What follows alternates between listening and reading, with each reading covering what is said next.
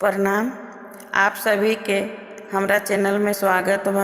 आज आप सबके एगो बेटी विवाह गीत सुनावतनी। आशा बा कि आप लोग के पसंद आई तो लाइक और कमेंट जरूर करम। मारावा के आसे हो पासे बसले सोनार, ऐसन हरवा गढ़ी है रे सोनारा, हीरा मोती लाल,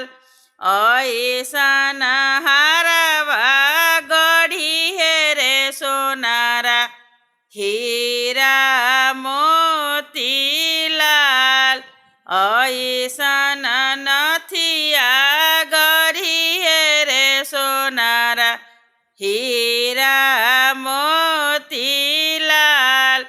पहिरी ओहिरी सुंदर बेटी मारावा भैली ठार, पहिरी ओ हरी मुनिया बेटी मारावा भैली ठार, घोरावा चढ़ल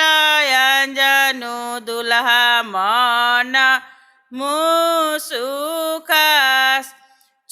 घोरावा चढ़ल अंजनु दुल्हा मन मुसुकास, से हो देखी हुंदर हो भैया गइले ऋषिया, से हो देखी अपन हो भैया गइले ऋषिया, हमारा बहिनिया के देखी के काहे मुसुकास, हमारा बहिनिया के देखी के काहे मुसुकास, तोहरो बहिनिया ए सरवाया जू के रात, तोहरो बहिनिया ए सरवा आजू के रात, काले से आहो ए सरवा धनिया हमार, काले से आहो ए सरवा